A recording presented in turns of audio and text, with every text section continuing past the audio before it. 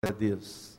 Abra comigo, meu irmão, minha irmã, em Gálatas, capítulo 6, versículo 12. Gálatas 6, versículo 12. Nós vamos ver um tema bem interessante sobre as marcas de Cristo. As marcas de Cristo em nós. E aqui nós vamos ver Paulo lutando contra os religiosos, legalistas que estavam ali na igreja da Galácia, querendo impor o judaísmo, a sua religiosidade judaizante, nos irmãos que haviam se convertido naquela congregação, naquela igreja. Então nós vemos aqui a briga religiosa, a briga do legalismo, contra a liberdade cristã, a graça de Deus e a essência do Evangelho. Então nós vamos ver aquilo que como Paulo respondeu a tudo isso. Todo o livro de Gálatas fala sobre isso. Fala sobre Paulo explicando, ministrando aos irmãos da Galácia, o entendimento de que a graça de Deus é maior do que qualquer coisa. De que se você viver uma vida reta, correta, justa, honesta diante de Deus, toda essa parafernália religiosa não serve para nada, não serve para promover o orgulho humano, a arrogância, a soberba. O que Paulo fala aqui, que o orgulho dele, a alegria dele, a glória dele, se encontra na cruz de Jesus, aonde ele morreu ali para o mundo estava morto para ele e ele para o mundo. Então nós vamos entender nesse lindo trecho, as marcas de Cristo. O que Deus espera que eu e você tenhamos como legado para a vida das pessoas? O que eu e você temos deixado? Quais são as marcas? Quais são as impressões que as pessoas têm de nós? Será que realmente temos tido marcas de verdadeiros cristãos? Será que temos no nosso coração, no nosso interior, desenvolvido virtudes cristãs? Virtudes que Jesus tinha, que Paulo tinha, e que nos identifica com Cristo e nos identifica com o Senhor. Então abra o seu coração, aprenda de maneira tremenda as marcas de Cristo em nós, ok? Gálatas 6, de 12 a 17. A Bíblia diz: todos os que querem ostentar-se na carne, esse vos constrange a vos circuncidardes, somente para não serem perseguidos por causa da cruz de Cristo. Pois nem mesmo aqueles que se deixam circuncidar guardam a lei, antes querem que vos circuncideis para se gloriarem na vossa carne. Mas longe esteja de mim gloriar-me, senão na cruz de nosso Senhor Jesus Cristo, pela qual o mundo está crucificado para mim, e eu para o mundo. Pois nem a circuncisão é coisa alguma, nem a incircuncisão, mas o ser nova criatura. E a todos quantos andarem em conformidade com esta regra, paz e misericórdia sejam sobre eles e sobre o Israel de Deus. Versículo 17: quanto ao mais, ninguém me moleste, porque eu trago no corpo as marcas de Jesus. Vou repetir versículo 17: quanto ao mais, irmãos, ninguém me moleste, porque eu trago no corpo as marcas de Jesus. Glória a Deus, querido. Feche os seus olhos, vamos orar ao nosso Senhor, para que Ele fale conosco através da sua palavra. Senhor, nós estamos aqui diante da tua palavra, nós nos humilhamos diante dela.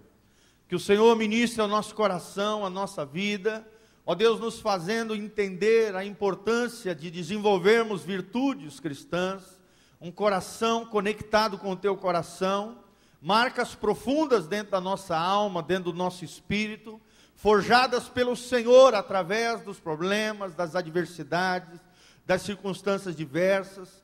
Senhor, nós não queremos jamais te abandonar, nem recuar. Pelo contrário, queremos ser servos fiéis.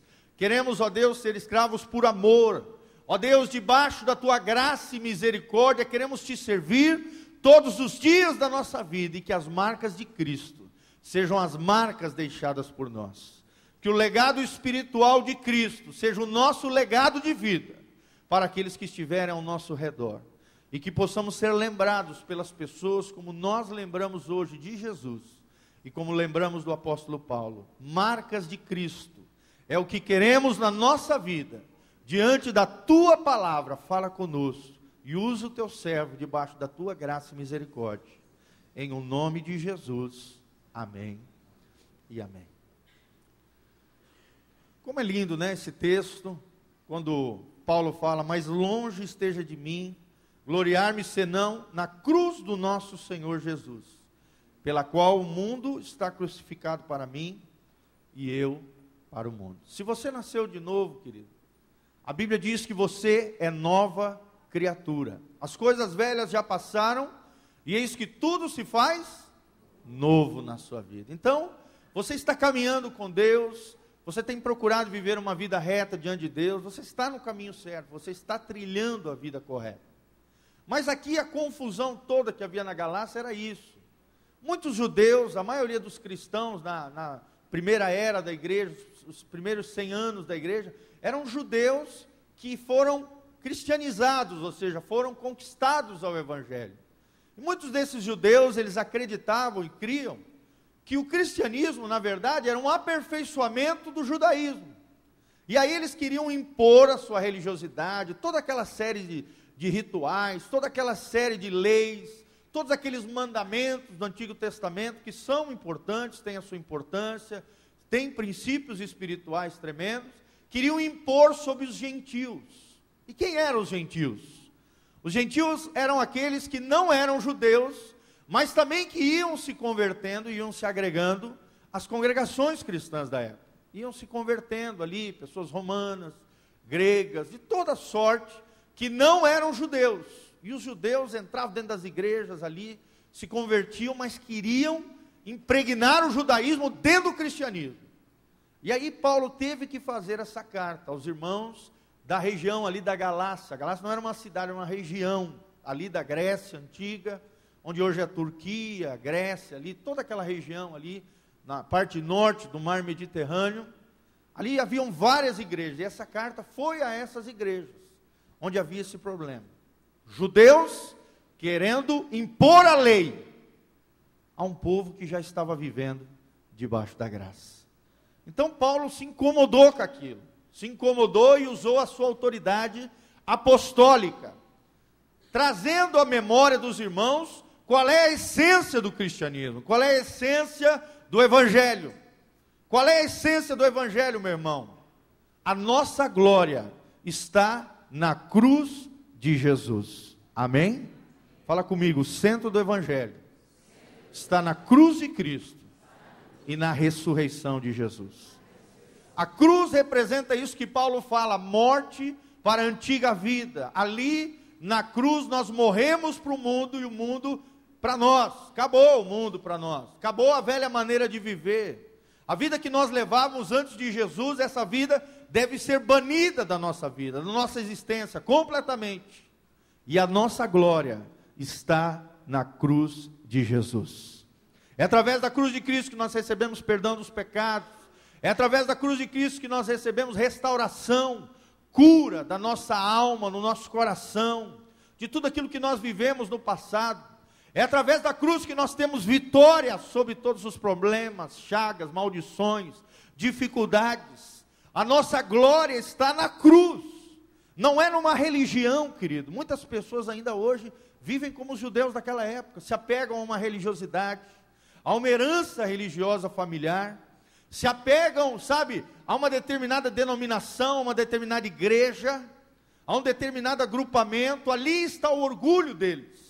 Ali está a soberba deles. E Paulo quebra todos esses paradigmas. Ele diz, os judeus na época, por exemplo, eles se orgulhavam de duas coisas principais. Primeiro, a herança genética, ou seja, a herança paterna que eles recebiam através dos seus pais, das suas mães, né? Através da sua paternidade. Achavam que nascendo judeus, seus problemas estavam resolvidos, eles eram da herança do Senhor, as promessas eram para eles, tudo era para eles eram um povo separado por Deus, e o resto, todo mundo está perdido.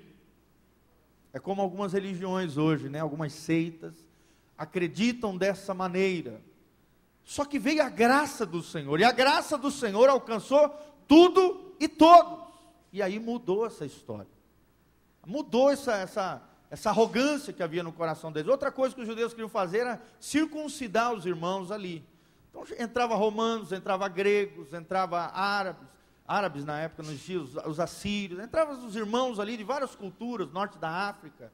A igreja foi muito forte, Alexandria, toda aquela região ali, tomada, né, a Itália, a Espanha, o evangelho se expandiu por todo o Império Romano naquela época. E os cristãos se convertiam, não eram judeus, e os judeus queriam circuncidar as pessoas. O que é a circuncisão, irmão? Só para você entender, era uma marca que se fazia no homem, cortando o prepúcio do órgão genital masculino, simbolizando ali uma aliança que eles faziam com Deus de Abraão, o Deus do Antigo Testamento, Jeová, o Adonai, o Deus dos judeus, que é o mesmo Deus que nós, amém? Só que o Paulo está chamando aqui, o que o apóstolo Paulo está chamando é que não é o sinal externo que faz a diferença, mas sim as marcas internas do nosso coração e na nossa vida, amém? Se realmente morremos para o mundo, se realmente o mundo morreu para nós, e se realmente somos nova criatura. Então o judeu, ao 8º dia, a criancinha era pegada, era feita todo um cerimonial de consagração, cortado ali o prepúcio, e ali aquela criança, homem, macho, era consagrado como um sinal físico, uma marcação de que aquele menino pertencia ao Senhor, pertencia ao povo de Deus. E até hoje os judeus são assim, tem todo um cerimonial, e assim vai. E dentro do cristianismo eles queriam impregnar isso aí. Queriam impor a religiosidade judaizante. E Paulo chegou ali com a sua autoridade e baniu tudo isso. Nos ensinando que o que importa é as marcas de Jesus dentro de nós, dentro do nosso coração e refletindo através da nossa vida. Glória a Deus, amados. E a pergunta é essa: será que eu e você temos as marcas de Cristo? A palavra marca aqui em Gálatas é muito interessante, se você estudar o original aqui, fala de uma palavra chamada estigma. Essa palavra, ela é muito interessante, ela era uma marcação que os senhores faziam sobre os escravos, uma espécie de marcação a ferro e fogo. Eles eram marcados ali, os escravos eram marcados pelos seus senhores na época. Também essa palavra marca significa, na época antiga, os guerreiros de determinado general, de determinado, de determinada autoridade ali, militar, marcava o nome dos seus generais nos seus corpos, em honra ao seu general, em honra ao seu líder naquela época, se marcava com ferro e fogo, o nome da sua tropa, o nome dos seus generais, era marcado no corpo. E olha que interessante, querido, Paulo tinha as marcas tanto internas quanto externas de Jesus, amém? Vamos ver isso na Bíblia, em 2 Coríntios 11, 23. Então Paulo tinha as duas marcas, nós vamos hoje abordar as marcas internas, as marcas dentro do nosso coração, é claro, é óbvio, que elas se refletem através dos nossos comportamentos, das nossas atitudes, dos nossos pensamentos, da maneira como nós lidamos com as pessoas. Até porque na época em que nós vivemos hoje, no contexto atual, nós não levamos chicotadas, nós não temos perseguição como era na época de Paulo, como era na época da igreja primitiva. Na antiguidade os crentes eram perseguidos, eram presos, eram aprisionados, e por muito tempo dentro da história da igreja, né, principalmente ali também, quando os jesuítas começaram a perseguir também, entre o século ali 12 e 15, começaram a perseguir também, vários cristãos da Europa também. Nós vemos toda a história da igreja, se você estudar 2000 anos de história, sempre houve perseguição, até hoje ainda tem, algumas nações, nós vemos casos de perseguições, pessoas que são chicoteadas, pessoas que são presas, pessoas que morrem por causa do evangelho, mas no nosso contexto brasileiro, dentro da nossa aqui realidade, nós queremos abordar as marcas internas de Jesus em nós, como se fosse a marcação no nosso corpo e no nosso coração, de que nós somos do Rei dos Reis e do Senhor dos Senhores. Quem quer essa marcação sobre o seu coração e sobre a sua vida, meu irmão? Levanta as duas mãos para os céus e fala assim: eu quero possuir na minha vida e no meu coração as marcas de Cristo para a glória de Deus. Então, irmãos, isso é tremendo. Nós precisamos deixar marcas lá fora, na nossa família, nos nossos relacionamentos. Quais são as marcas que nós, como cristãos, temos deixado? E aqui nós vemos que Paulo, além da marca física, tinha marca espiritual também. Aqui nós vamos falar dos contextos, das tribulações que Paulo passou. 2 Coríntios 11, 23, Paulo está se levantando ali contra aqueles que estavam falando mal dele, do seu ministério, do seu apostolado. Então Paulo se levanta e diz: são ministros de Cristo? Falo como fora de mim, eu ainda mais. Em trabalhos, muito mais em prisões, em açoites sem medida, em perigos de morte, muitas vezes, 5 vezes recebi dos judeus uma quarentena de açoites, menos 1. Quarentena, 40, menos 1, 30 aí, vezes 5, 195 chicotadas. Você sabe o que é isso, querido? Levar 195 chicotadas nas costas, e não era só com couro não, porque na época o chicote romano, o chicote da época, eles tinham couro cru, tinham pequenos pedaços de pedra entre os trechos do couro, e na ponta ainda tinha pedaço de ossos, que quando, você vê isso muito naquele filme do Mel Gibson, né, sobre a vida de Jesus, a paixão de Cristo, aquele chicote ele batia e arrancava pedaço de carne da vida das pessoas que sofriam essas punições. Então imagine, será que Paulo tinha as marcas de Cristo? Será que Paulo sofreu por amor a Jesus? 195 chicotadas, 5 quarentenas menos 1. Pensa comigo.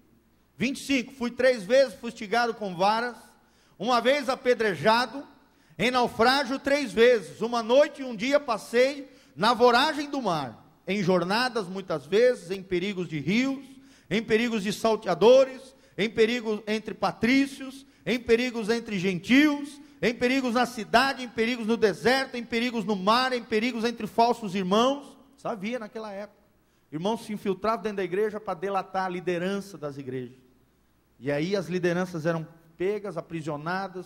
Os imperadores ali, a partir de 62, o imperador Nero, ele lançou um início de uma perseguição sobre a igreja, que foi até o ano 300 e pouco depois de Cristo, querido, quando Constantino teve uma experiência lá, sobrenatural, dizendo ele com o Senhor, e ali impôs o cristianismo como religião oficial do Império Romano. Então, irmãos, a perseguição era terrível naquela época, e Paulo sofreu tudo isso. E ele continua dizendo, entre falsos irmãos, né? Perigo entre falsos irmãos. 27, em trabalhos, em fadigas, em vigílias, muitas vezes, em fome, sede, em jejum, muitas vezes, em frio e nudez. Além das coisas exteriores, há o que pesa sobre mim, diariamente, a preocupação com todas as igrejas. Quem enfraquece? Que também eu não enfraqueça. Quem se escandaliza? Que eu não me inflame. Se tenho de gloriar-me, gloriar-me-ei no que diz respeito à minha fraqueza. Então nós vemos aqui um homem, querido, que era marcado internamente, mas também externamente, com as marcas de Jesus. Quando Paulo se converteu, Jesus deu uma palavra a ele: Paulo, você vai aprender o que é padecer no meu nome. Imagina o que é isso, querido. Olha quantas tribulações, quantas dificuldades, quantas lutas. Se nós compararmos com os nossos problemas atuais, né, as nossas lutas, nossas dificuldades, meu irmão, nós estamos num oásis comparado com Paulo. É verdade ou não, irmãos? E às vezes tem gente que nega Jesus, tem gente que abandona a fé, por besteira, por coisa pequena. Olha o que Paulo padeceu, olha o que ele sofreu, olha como ele era marcado no corpo e no seu coração. No seu interior ele diz assim, ó, não apenas nas coisas exteriores, mas também no que pesa sobre mim, diariamente, a preocupação a respeito de todas as igrejas de Deus. Ou seja, o coração de Paulo, ele estava plenamente tomado do Senhor. Ele tinha marcas externas, então ele podia falar com autoridade, ó, nem venham aqui me molestar, porque eu trago no meu corpo as marcas de Cristo. Eles queriam marcar todo mundo lá com a circuncisão, se gloriavam, se orgulhavam na sua religião, na sua lei, na sua religiosidade. Ali eles colocavam orgulho, ali eles colocavam o coração. Paulo não. Paulo fala: eu trago no meu corpo as marcas de Cristo. Querido, quando nós estamos falando isso, querido, não é que Jesus quer que você seja chicoteado, ou que você sofra o que Paulo sofreu. Não, era uma coisa peculiar para Paulo. Só que, irmãos, dentro das suas lutas, dentro das suas dificuldades, de todas elas, nós podemos sair de lá mais fiéis a Deus. Amém? Podemos sair das dificuldades, das lutas, das tribulações, de maneira mais eficaz, com o coração, sabe, transformado pelo Senhor, tomado pela glória de Deus, com marcas profundas, virtudes forjadas, coração trabalhado por Deus. Meu irmão, quando você está numa dificuldade, numa luta, num problema, será que você pergunta para Deus, o que é que Deus quer construir dentro de você? Porque Deus usa as tribulações, Deus usa as dificuldades, Deus usa as lutas, para nos forjar, para produzir as marcas de Cristo em nós. Mas que marcas são essas? Quais são as marcas de Cristo que nós devemos ter no nosso coração e na nossa vida? Vamos pensar um pouquinho sobre isso, amém? Não vai dar para acabar hoje, vou continuar ministrando. Hoje de manhã apenas comecei, mas eu quero ir fundo nisso. Quais são as marcas de Cristo em nós? Que tipo de marcas Deus espera que nós tenhamos, que Jesus tinha, que Paulo tinha, e que nós devemos ter no nosso coração e na nossa vida? Primeira marca que eu vou abordar hoje, é a marca da humildade. Humildade, fala comigo, humildade. Repita comigo, é a mãe de todas as graças divinas.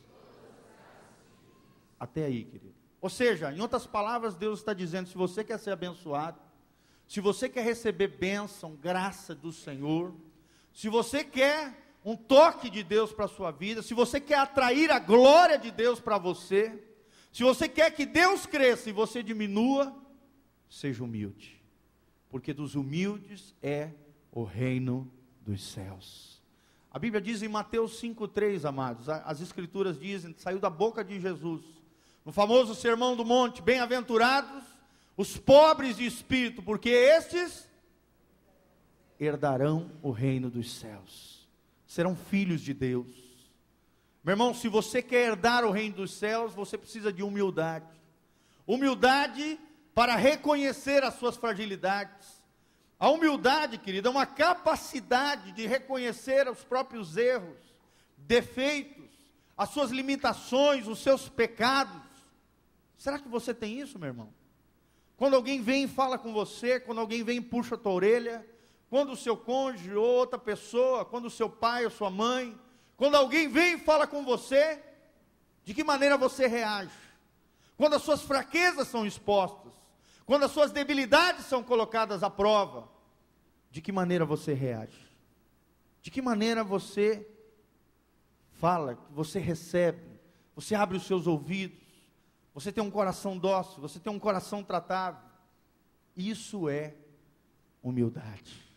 Humildade é alguém que é repreendido, é chamado a atenção, ele não retruca, ele não tenta se defender. Eu me lembro do meu pai forjou a gente dessa maneira. Quando ele falava alguma coisa que nós tínhamos feito de errado, ele não deixava nós retrucar, assim, no sentido de: ah, pai, mas não sei o que. Ele olhava para nós e falava: ó, filho, não justifica. Não justifica, você errou.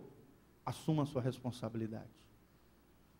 E assim ele foi trabalhando em nós, quebrantamento, foi quebrando essas coisas, não ficar se justificando, não querer se explicar. Porque, irmãos, nós sempre vamos ter uma desculpa. É verdade ou não? A gente faz um negócio de errado, não, mas o culpado foi o fulano, mas eu fiz isso é porque a situação me levou a fazer aquilo. Irmão, reconheça a sua falha. Reconheça os seus limites, reconheça o seu pecado, reconheça as suas debilidades, os seus erros. Isto é humildade. Pobres de espírito são aqueles que reconhecem a sua pobreza espiritual, que reconhecem que sem Deus, eles estão debaixo da miséria de alma, e que só em Deus nós poderemos encontrar a verdadeira riqueza espiritual. Será que você é um pobre de espírito? Será que você é um humilde de espírito? E muita confusão aconteceu ao longo da história com esse versículo. As pessoas pensavam que ele estava falando de pobreza, voto de pobreza. Não é, irmãos. Que está falando de uma condição de coração. Está falando de uma atitude de coração. De um coração que reconhece a sua fraqueza, a sua fragilidade, as suas dificuldades. Jesus olha para mim e para você e diz: aprendei de mim que sou manso e humilde de coração. Humildade de coração é a mãe de todas as graças divinas. E o orgulho é totalmente contrário, querido. O orgulho precede a ruína, a Bíblia diz. Se você quer arruinar algo na sua vida, continue soberbo, arrogante, você vai acabar com tudo. Porque o orgulho precede a ruína. E a Bíblia diz que os humildes vão obter honra de Deus. A Bíblia diz que Deus resiste aos soberbos, porém dá graça aos humildes. A Bíblia também diz: aquele que se exalta será humilhado, e aquele que se humilha será exaltado.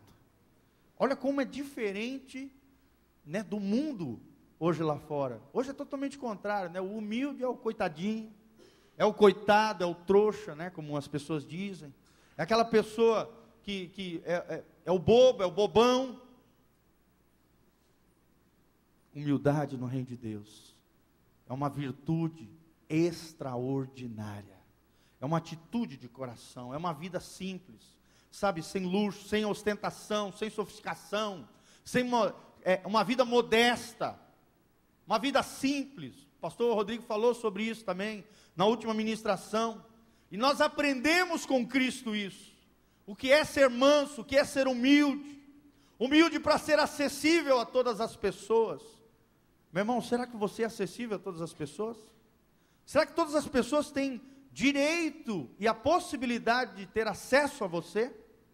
Jesus era assim. Vinha o rico, vinha o pobre, vinha o mega pecador, aquele que achava que não tinha pecado.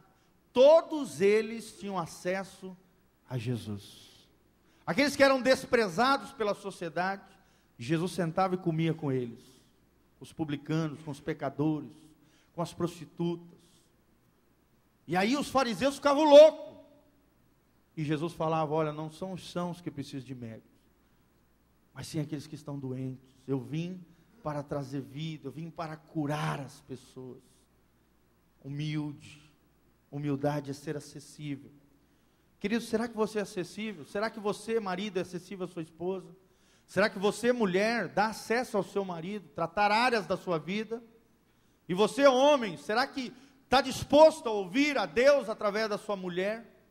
Você, pai, será que para escutar os seus filhos? Será que você, filho, escuta o seu pai e honra ele? Porque a Bíblia diz que nós devemos honrar os nossos pais, porque nós teremos muitos dias sobre a terra, é a promessa de Deus, teremos uma vida abençoada e prolongamento de anos, se honrarmos os nossos pais. Será que nós temos tido essa humildade, querido? Quantos homens deixariam de fazer tanta besteira, né, se ouvissem as suas mulheres? Quantas mulheres deixariam de entrar em muita enrascada, se ouvissem os seus maridos? Quantos pais deixariam de fazer muitas burradas, se ouvissem os seus filhos? E quantos filhos não faleceriam, não morreriam em acidentes e tragédias, se aprendessem a honrar e tivessem a humildade de ouvir as orientações com temor e cuidado dos seus pais? Humildade é isso, querido, é ter um coração acessível, um coração capaz de voltar atrás, um coração capaz de mudar de opinião, um coração capaz de ouvir as pessoas. Tem gente que é bom de ouvir, mas não faz nada o que você fala, não adianta nada. Tem que ouvir e fazer o bom conselho, senão não adianta nada, irmãos. Humildade é isso, é ter o coração acessível a todos. Humildade para se tornar homem, humanizar a gente. Não existe, queridos, maneira melhor de produzir humildade do que servir outras pessoas. Amém, queridos?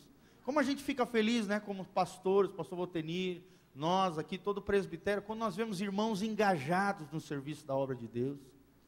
Quando você se engaja ali, sabe, não importa o seu status social, não importa quem você é perante a sociedade, você está ali servindo, carregando uma panela, ajudando a varrer, lavando a louça, sabe, pequenos ofícios ali, que do ponto de vista do mundo, é ridículo, é pequeno, é não sei o quê, mas do ponto de vista de Deus, é grandioso. Jesus é o exemplo do servo humilde. Esse é o tema do Evangelho de Marcos. Marcos, querido, o Evangelho de Marcos foi escrito para os romanos, e o romano acreditava nisso, no estigma. Eles acreditavam que era um privilégio servir a Roma, servir ao imperador, servir aos seus generais. Então eles valorizavam o serviço. O Evangelho de Marcos foi escrito para eles. E o versículo chave de Marcos está no capítulo 10 de Marcos, onde Jesus diz assim: eu não vim para ser servido, mas eu vim para servir e dar a minha vida em resgate de muitas pessoas. Então, querido, se você quer se humanizar, sirva as pessoas. Se você quer ganhar o coração do outro, sirva as pessoas. Sirva os seus filhos, você que é pai, você que é mãe. Sabe, você filho, sirva os seus pais. Sirva as pessoas. Quando nós servimos, nós nos humanizamos. Quando nós servimos, nos tornamos grandes no reino de Deus. E a humildade é produzida em nós. Nós matamos o orgulho, nós mortificamos a nossa carne e nós produzimos glória para Deus através do serviço. O serviço é uma coisa grandiosa no reino de Deus. Então nós vemos o exemplo de Jesus, o servo fiel, o servo humilde. Humilde também para suportar ofensas, querido. Humildade é isso. Humildade é prática. Quando alguém te ofende, quando alguém calunia você, quando alguém fala mal de você, qual é a sua reação, querido? Esticar o braço, querer dar soco no cara, na pessoa. Cara não, na pessoa. Sabe, querer ir lá, fazer um barraco, um estardalhaço. Irmão, Deus não te chamou para isso. O que Jesus fala? Aprendei de mim que sou manso e humilde. A mansidão e a humildade caminham lado a... É claro que você pode buscar os seus direitos, você pode impor limites dentro de uma relação onde toda hora as pessoas estão extrapolando, te ferindo e te machucando. Você pode falar, você pode se impor ali, ó, calma aí, espera aí, você está falando besteira, está me ferindo, está me machucando. Espera aí, meu irmão. Você pode impor muros no relacionamento, no sentido de colocar limites, porque tem pessoas que não sabem lidar com isso. É verdade ou não, irmãos? Pessoa que é folgada, tem pessoa que vai, extrapola, tem pessoa que fala besteira, fala o que não devia, fala o que machuca. E aí você tem direito de colocar muros de contenção no sentido de proteção do teu coração, da tua vida. Até porque a pessoa aprenda que aquilo machucou, que aquilo feriu. Só que a reação deve ser apropriada. Mansidão. Abra aí comigo em Gálatas 6:1. Olha que lindo como a Bíblia ensina aqui em Gálatas, como nós devemos falar com as pessoas. Gálatas 6:1. Olha só o que é ser espiritual. Olha o que é ser humilde. Olha o que é ser maduro.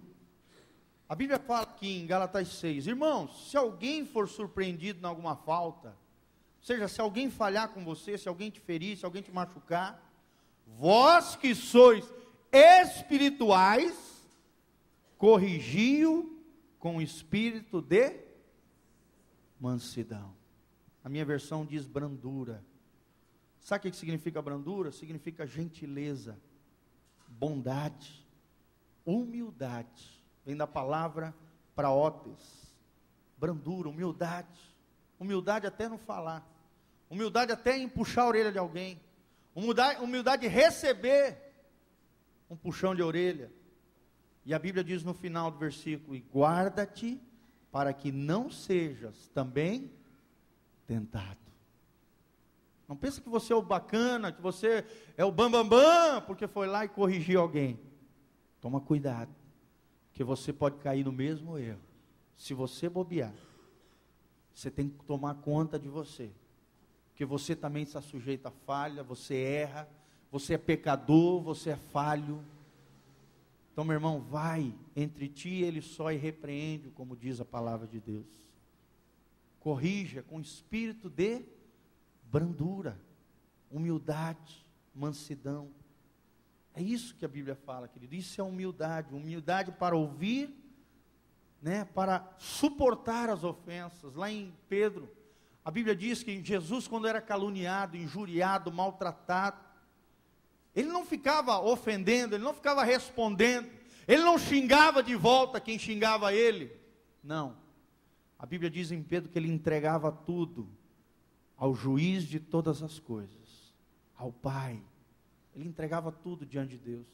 Nós vemos isso nos filmes de Jesus, né? As pessoas cuspiam nele, as pessoas batiam nele, principalmente os soldados ali romanos. As pessoas blasfemavam contra ele, dizendo: se és filho de Deus, desça aí dessa cruz e mostra quem tu é. E Jesus olhava para os homens, com seu olhar de compaixão, de amor, e dizia: Pai, perdoa-lhes, porque eles não sabem o que fazem. Jesus é um exemplo para nós. Amém, irmãos? Isso é humildade. Humildade para suportar as ofensas. Humildade para morrer na cruz, seminua ali, pendurado. O Rei dos Reis, o Senhor dos Senhores.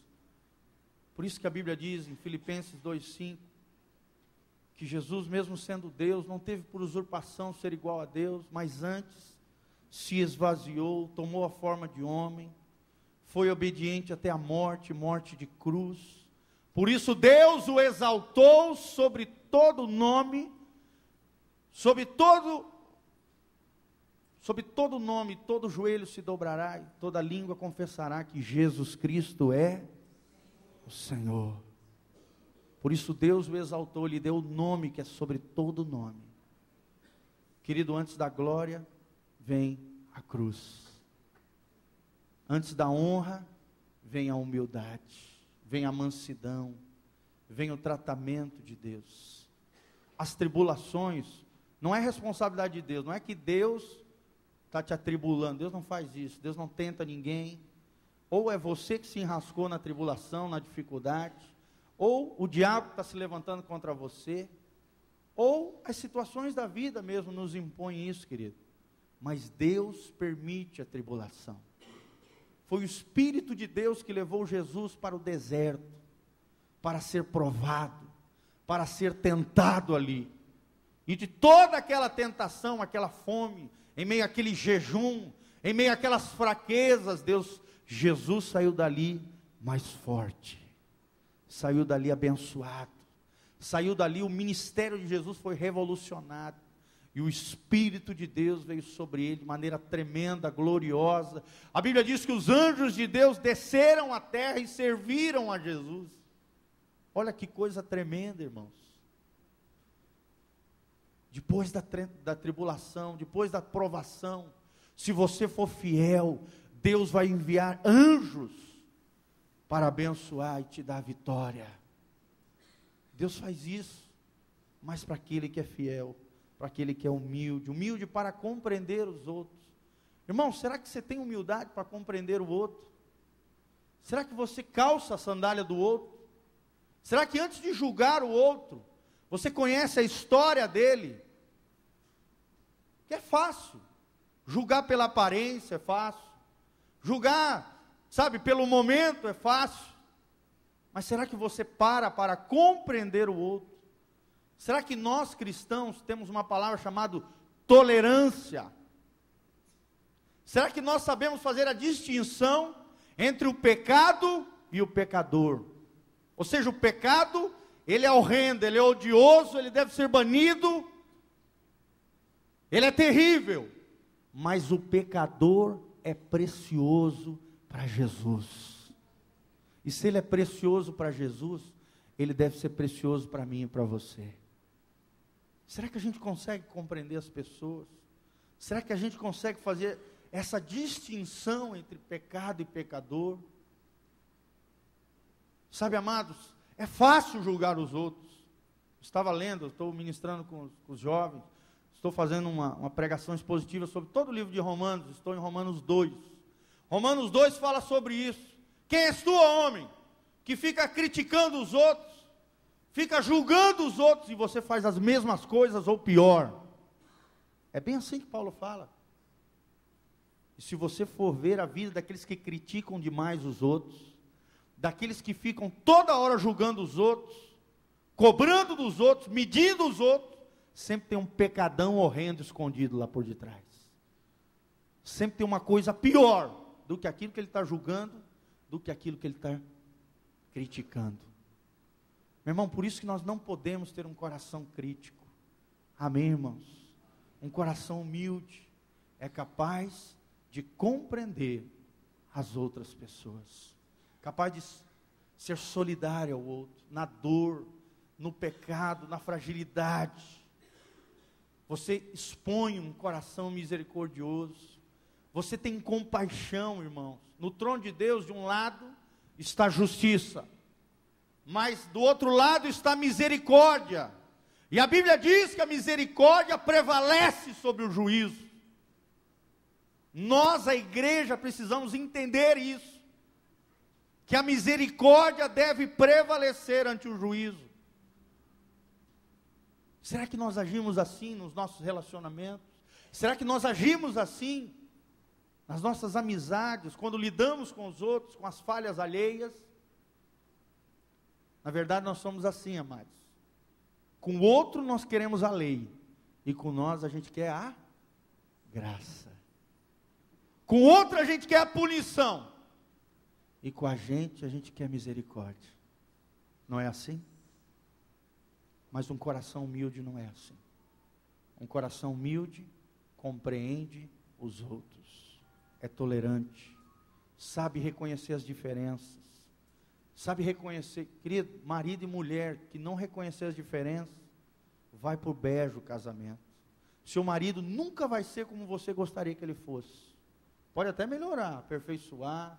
Você vai ser uma pedra ali, que Deus vai estar polindo a vida dele. A sua mulher é a mesma coisa. Marido, acorda. Sua mulher vai ser diferente. Nunca o outro será como a gente quer que ele seja. Porque ele é diferente, irmãos. Ele é diferente. Deus nos usa como pedras para lapidarmos uns aos outros. A Bíblia diz: como ferro com ferro se afia, assim o amigo, o homem ao seu amigo. Ou seja, nós nos afiamos juntos, nós nos aperfeiçoamos juntos. Tenho visto isso no meu relacionamento com a Sofia mesmo, como Deus trabalha através da minha vida na vida dela, e como Deus usa a vida dela na minha vida. Ser um homem cada vez melhor, um melhor pai. Eu dou graças a Deus pela vida da minha esposa. Queridos, precisamos disso, humildade para compreender o outro, para poder esperar o tempo de Deus na vida do outro. Será que você tem essa humildade, querido? Você sabe esperar o tempo de Deus na vida do outro? Não é você que vai mudar o coração dele. Você não é Deus. Você não tem a capacidade de entrar dentro da alma e do coração dele e falar: não, muda aqui. Você não tem esse poder. Você não tem essa capacidade. Quem tem é o Senhor. É Ele quem cura a chaga do coração humano, chamado pecado. Humildade é tudo isso, querido. Capacidade de reconhecer os próprios erros, defeitos e limitações. Uma vida simples, sem frescura, modesta. É aprendermos com o exemplo de Cristo. E se nós formos humildes, nós obteremos de Deus a verdadeira honra. Honre a Deus através de um coração humilde. Essa é a primeira marca que eu gostaria de deixar com vocês. A marca da humildade. Eu não estou aqui dizendo que eu sou mega, ultra humilde. Não sou, irmãos. Pelo contrário, eu acho que uma das áreas que Deus mais trata comigo, e uma das maiores lutas que eu tenho dentro do meu coração, até pela posição, liderança, essas coisas, todo líder tem isso, pastor, nós temos essa luta interior com o orgulho, com a soberba, com a pretensão, com todas essas coisas. Todos nós temos um nível de batalha travado no nosso coração com relação à humildade, com relação à soberba e ao orgulho. Só que se lembre disso, nós precisamos lutar contra o orgulho e com a soberba. Eu fico imaginando quantos casamentos já foram para o brejo por causa do orgulho, quantas guerras já se iniciaram por causa da soberba dos seus líderes, quantas nações já se dilaceraram em guerras, ceifando milhões e milhões de vidas por causa de orgulho, soberba, arrogância. Se nós queremos ser herdeiros dos céus, se nós queremos deixar marcas profundas no coração das pessoas, precisamos ter as marcas de Jesus. E a primeira marca é a marca da humildade. Amém? Quem vai crescer na humildade comigo? Precisamos crescer em humildade diante de Deus. Não é humildade humana, aquela falsa humildade, se fazer de coitadinho, de miserável, não é isso, irmão. Isso aí não é humildade de verdade, é a humildade de Jesus. É estudar a vida de Jesus, leia os evangelhos, estuda, principalmente o livro de Marcos. Você vai ver ali o servo humilde, o exemplo de Jesus, as marcas de Jesus com relação à humildade, devem estar impregnadas no nosso coração, na nossa alma e na nossa vida. Amém, irmãos? Lembre-se, o orgulho é o pai ou a raiz de todos os pecados humanos. Foi o primeiro pecado e é o pai de todos os pecados. Se você for analisar a raiz do problema, a raiz de todo conflito, toda situação, a raiz vai chegar no orgulho, na soberba, na presunção. O orgulho é autopromoção, é o cara achar que ele é mais do que ele é se autopromover, e isso levou Lúcifer à queda, levou Satanás a ser o desastre e a sombra que ele é hoje, diante de toda a criação. Que você seja um bendito do Senhor, amém? Coração humilde, coração acessível, coração quebrantado. A Bíblia diz que Deus habita num coração quebrantado e humilde. Deus não vai desprezar, não desprezará jamais, pelo contrário, Ele vai vir e vai fazer ali morada, habitação. Que Deus fale ao nosso coração através dessa ministração. Fica de pé, querido. Vamos orar diante do Senhor, pedindo que Deus trabalhe no nosso coração. Humildade é um trabalhar de Deus, através das circunstâncias, no nosso coração. Amém? Então feche os seus olhos agora, começa a falar com o Senhor, peça perdão para Deus, para as vezes que você feriu pessoas de maneira soberba, para as vezes que você arrebentou com pessoas, para as vezes que você quis ser aquilo que você não era, você quis dar uma de bonzão, às vezes que você machucou pessoas movido pelo orgulho, pela soberba. Fala com Deus agora, querido, peça perdão. Essa é uma raiz profunda que precisa ser arrancada nessa noite. Se nós queremos ter a marca de Jesus, precisamos arrancar o orgulho e implantar a semente de humildade dentro do nosso coração. Senhor, nós estamos aqui diante da Tua palavra, Pai, e queremos as marcas de Cristo. Senhor, queremos ser como Paulo, um homem de autoridade, um homem de identidade, um homem que podia chegar para as pessoas e dizer que ninguém me moleste, porque eu trago no meu corpo e no meu coração as marcas de Cristo. Senhor, que nós possamos, ó Deus, ter a marca do nosso Rei, Jesus. Senhor, que nós possamos, ó Deus, ter marcas profundas, virtudes construídas, através das tribulações, das dificuldades, dos problemas. Ó Deus, que as marcas de Cristo estejam impregnadas em nós. Senhor, nós te agradecemos de todo o coração pela Tua palavra, que diz que o Senhor resiste aos soberbos, porém dá graça aos humildes. Senhor, nós nos humilhamos diante da Tua palavra, nos humilhamos na nossa condição vil, e ó Deus, pedimos ao Teu Espírito Santo, que vá forjando em nós um coração quebrantado, um coração humilhado, um coração tratável, um coração gracioso, um coração compassivo, um coração tolerante, um coração aberto para a Tua ação, Senhor. Queremos ser servos humildes, queremos ser mansos e humildes como foi Jesus. É o que nós te pedimos nessa noite como igreja do Senhor.